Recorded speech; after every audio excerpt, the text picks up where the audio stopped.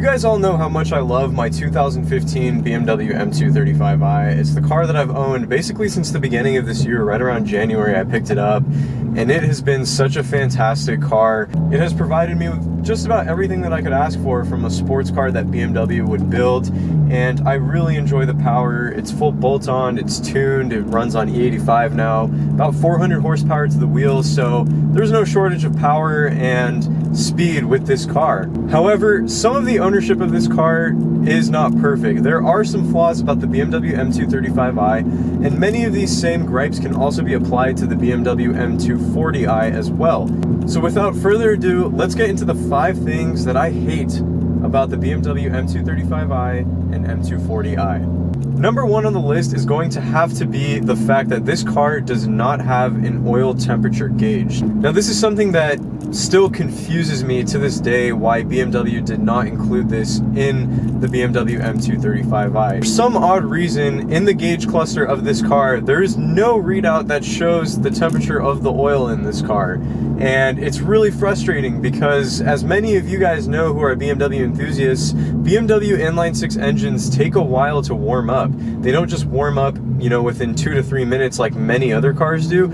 They take about 10 to 12 minutes of actual driving for the engine to finally warm up and oil to properly cycle through the engine, and it's really frustrating that you have no readout to monitor your oil temp. And instead, BMW put this weird eco gauge under the tachometer that shows your RPM, and instead of this stupid miles per gallon bar thing that it has, they should have just put an oil gauge in the car. Now, I will say that for the later models like the LCI BMW 2 Series, they did fix this issue. Like the new M240 now has the option to have a digital readout for your oil temp, and the M2 also has that as well, but the M235 doesn't have anything, unfortunately, and it really sucks. And you would just think, for a sports car, you can't monitor your oil temp. What the F, BMW? Now that sort of brings me into my next point about this car. As fun as it is to drive and as awesome as it handles and everything, this car still does not come with a limited slip differential from the factory. The M235i nor the M240i come with an LSD. This is something that you have to option through the factory from the M Performance Parts catalog, which is cool that it's an option, but really this should be standard on a car like this. Think about it. You have a rear-wheel drive, 6-cylinder turbo engine BMW sports car that has over 300 horsepower on tap, that is also labeled under BMW's M Performance lineup, but it doesn't even come with a limited slip diff. I just don't understand why this car has an electronically operated open differential, and while the open diff on this car actually isn't that bad, it just doesn't make sense why the LSD is an option on this car. It's an M Performance car. BMW has labeled it clearly as a sports car of some sort. It has a turbo engine that makes a lot of power. It has good suspension, but there's no limited slip. It just something, again, that I'm just so confused at why it has to be an option and why this car doesn't have it from the factory. Because when you're driving on track, and especially for many of you that do want to go take your vehicle to the track, this is definitely something that is missed out on. And to have the option of an LSD to really put the power down and get through corners, it is really, really vital, in my opinion, if you want to take tracking these cars seriously. Next up on the list is going to have to be the lack of wheel and tire options for this car. So we all know the M2 got the really beefy wide body looks, and I absolutely love the M2. I think it is one of the best looking BMWs that you can get on the market today. And obviously that car has a very wide body from the factory, but the M235 and M240 really doesn't. It just kind of has a standard 2 Series body with an aggressively sculpted front and rear fascia. And while it's still a very good looking car, it just doesn't have the width to kind of back up its sporty looks, in my opinion. And not only does this come with a visual compromise, there is also a performance compromise with this. With the 2 Series, you really can't fit a very wide tire in the back or the front of the car. In fact, the factory wheels are 18 by 7.5 in the front and 18 by 8 in the rear, which is pretty measly, if you ask me, for a car that is an M performance vehicle, why it has such narrow wheels. And unfortunately, you really can't stick a much wider wheel inside this car, or you can't place wider tires, really. I think the max that you could probably do is maybe a 275, and that is really, really pushing it. Most people end up just running a square setup, like a 245 or 255 squared, to kind of counter the understeer that these cars face, which is somewhat of an issue, especially when you're driving on the track. So it is kind of a bummer that you really can't fit anything too wide compared to many of the other cars in BMW's lineup, and it can hinder performance a little bit.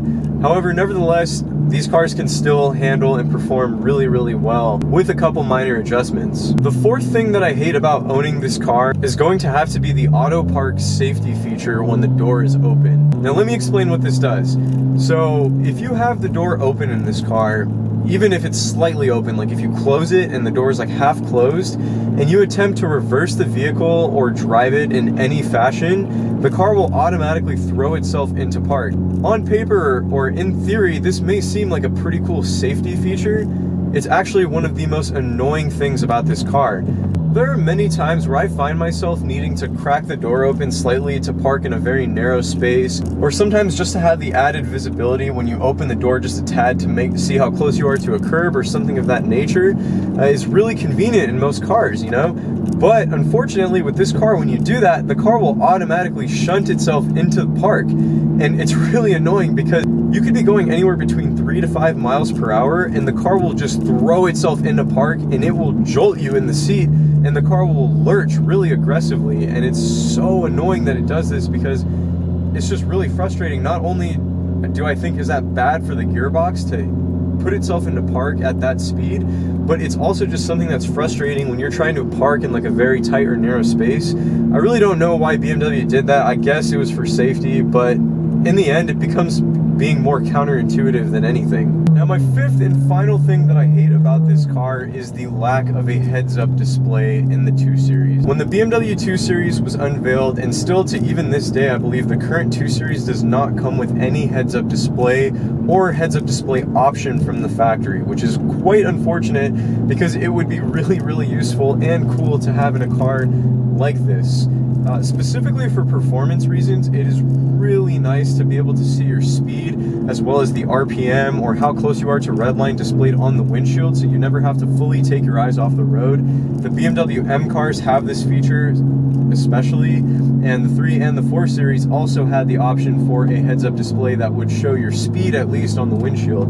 Why the 2 Series didn't get it, I'm not sure. Maybe it's just because the 2 Series is considered the entry-level model by BMW, but even then, this car brand new was over $51,000, and it couldn't have come with a limited slip differential or a heads-up display. That's just something that it's pretty tough to justify when you're paying that much money for a car. I mean, it's not a cheap car to begin with, and you would think that some of those options would be at least standard or even optional to have on the car, but you really couldn't add a heads-up display to the 2 Series, which is kind of a bummer, unfortunately. But nevertheless, even with all those gripes, I still absolutely love this car. I love the 2 Series. It has really kind of stolen my heart because it's just a car that I enjoy driving so much, and I have such a hard time, you know, not getting into this car every single day and wanting to just drive it 100 miles because it's just that enjoyable to drive. Anyway, if you guys enjoyed this video and agree with me, be sure to give me a thumbs up as well as subscribe to the channel for more epic videos and content. With all that being said, I'll catch you all in the next one. Take it easy, guys.